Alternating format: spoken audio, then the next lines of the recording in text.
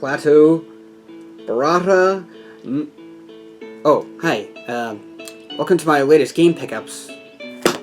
Anyway, as the title says, I finally bought a Dreamcast. Now, this is something I've been wanting to get for well over a year, and in that time I bought quite a few games for it, but I've been putting it off buying the actual system, and the thing that really pulled the trigger, if you will, was I recently rewatched the Gaming Historian's video on the Dreamcast, and the outro to that is just so moving that I was like, okay, I really gotta get the system now. And I did get a few more Dreamcast games, which I'll mention them towards the end of the video, since I have some more recent games and whatnot. Yeah. Anyway, before we get to the games, I have a couple little gaming-related knickknacks I got, like this neat little Game Boy keychain. I think that was like $2 or $3, something like that. And recently I did a video on World of Nintendo minifigures, and go figure, after a couple of weeks after I did the video, they released a new wave.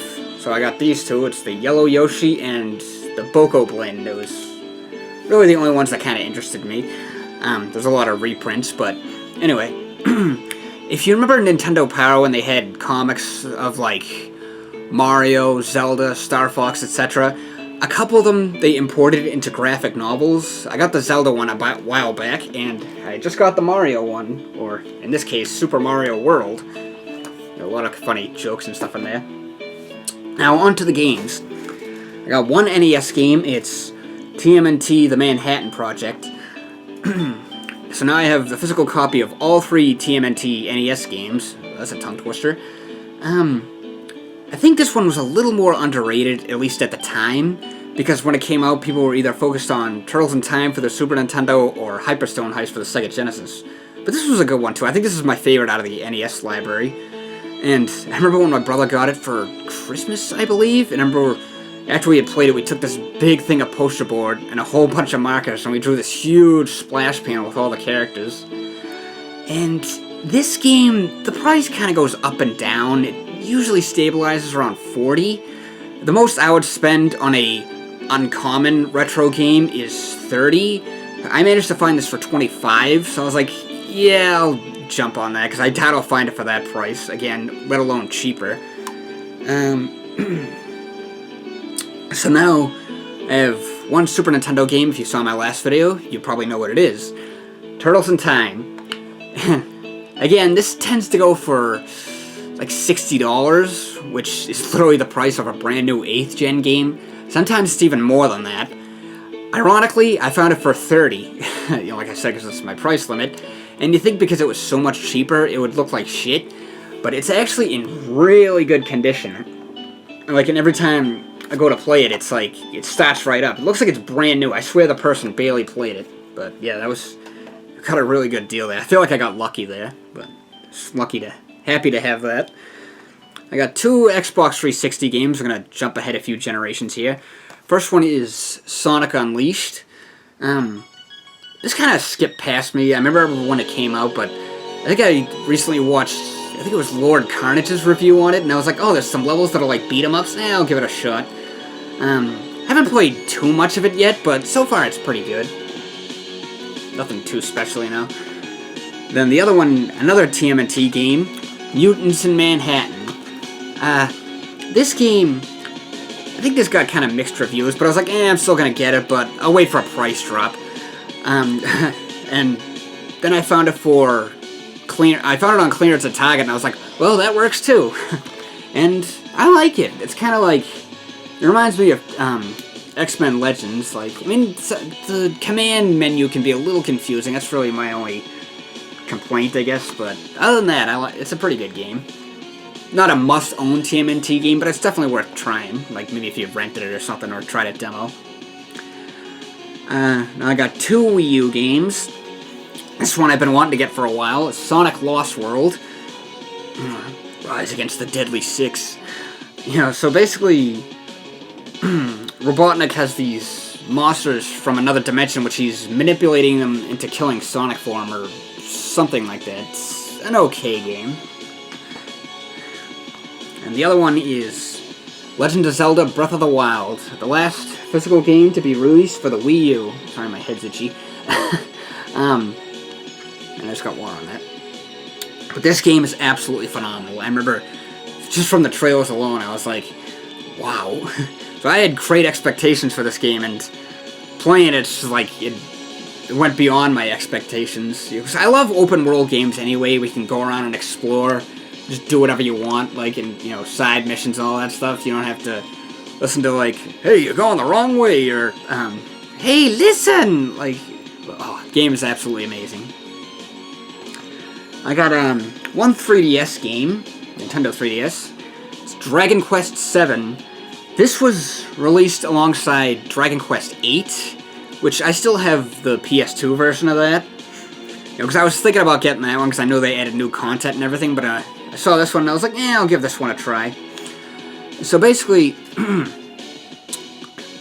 there's only one island or continent in the whole world, so you have to, you find these fragments, as the title would suggest, in Dragon Quest VII, Fragments of Lost Time, or Forgotten Past, excuse me. But basically, you find these fragments which open portals to islands that existed in the past, and then you find out the people there were turned to stone or put under an eternal slumber, so like some kind of travesty had happened. So, once you free them of this spell, like defeat the monster or whatever that cast the spell, you go back to the present time, and the island will reappear in the present time. So it's almost like a cross between Dragon Quest and Chrono Trigger. I'm really enjoying this game. Whenever I play it, it's hard to put it down because it's so good. And I just recently got to the All Trades Abbey where you can change your character's vocations and stuff, so I was really excited to get to that part. I have one Xbox One game, Yooka-Laylee. This was a Kickstarter game. Basically, it's supposed to be a spiritual successor to Banjo-Kazooie, and I think it's awesome. Like, it definitely plays just like an old N64 platformer. There's a lot of funny retro references and stuff, like Shovel Knight makes it a cameo. That was hilarious, that scene. He was like, I can't get used to this 3D world or something. But yeah, I'm loving this game. It's definitely worth checking out, especially since it's a multi-plat game, so it's whatever system or platform you happen to have, you can definitely try it out for yourself, but I highly recommend it. It's such a good game. Now, we're going to do the Dreamcast games. I got 3, technically 4, which you'll understand in a moment. The first one is Sonic Adventure, of course, because what's a Dreamcast without Sonic Adventure? This game really brings back memories. It's got that great late 90s, early millennium moment feeling to it. Great cast of characters and stuff. I love this game. I don't even know if this is the original case or not, but whatever. And then I also got Quake 3 Arena. So I have a soft spot in my heart for these 5th and 6th gen first-person shooters. I was actually playing this the other day. This game takes me back. These types of first-person shooters. Like I said, I got a soft spot in my heart for them. It's a little confusing when you're playing with the old controls and stuff, but I think they're actually rebooting Quake, which will be nice to see, because I know they rebooted Doom and Wolfenstein, which those were awesome. I love the reboots of those. You should check them out if you haven't already. But yeah, they're planning to reboot Quake. That'll be nice to see. So many, yeah. And the last one, well, hold on. The thing is, one of my favorite Dreamcast games was Power Stone, or more preferably Power Stone 2. Unfortunately, those games are very expensive, especially the second one goes for, I think it's like $120 or something like that. And that's just, that's like if you want to complete, which any disc game I love to have in the case. Cartridges, like, but disc games, I'd love to have the case and instructions and stuff. However, I came across this Power Stone Collection. It's a ROM hack. It was only $25, and it's both games. So it's that's the direction, shows you how to do it. It's just use the web browser on the Dreamcast, then you pick the game. So that's kind of just a little cheap thing that's blank, but whatever. And there's a nice artwork in there. But yes, it's like, you know, for a $25 ROM hack, I'll buy it since, yeah, the other games.